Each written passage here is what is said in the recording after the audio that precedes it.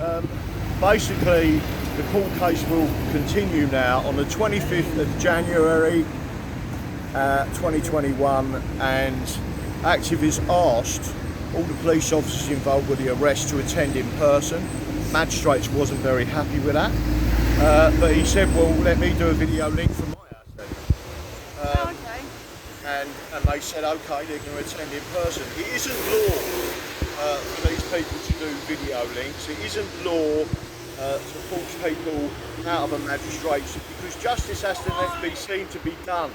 And the problem is they're using all these COVID regulations to counter the English Constitution, which protects individual rights.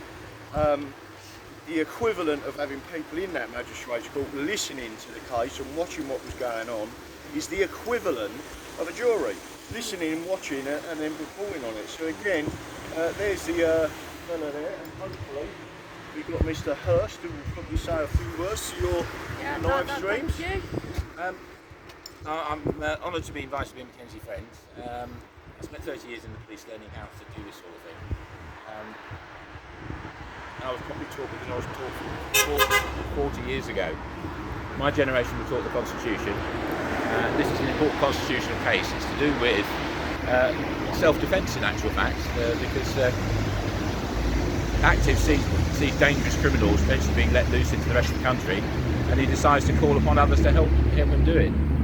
It directly links to what happened in Dover on the 5th of September, when a group of good men briefly blocked a road. And when they blocked it, they announced that they were doing to stop dangerous criminals getting out of the port. We all know a certain small veteran was arrested. It's yet to be decided whether he's going to be prosecuted or not. But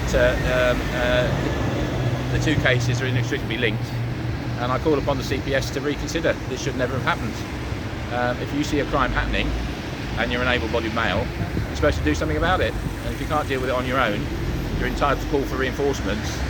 And that's not just the public, it's the police as well. If you call upon a policeman to help you, and he doesn't, it must be a crime of misconduct in office. So you've got a whole gaggle of policemen that have seen what's going on and done nothing about it. Yeah. And that is the problem. And they may not know that they're doing wrong, but they are doing wrong, and this will establish one way or the other that policemen from the bottom to the top, can ignore the law of the land and allow dangerous criminals to go free. And that's a summary of what's happened today.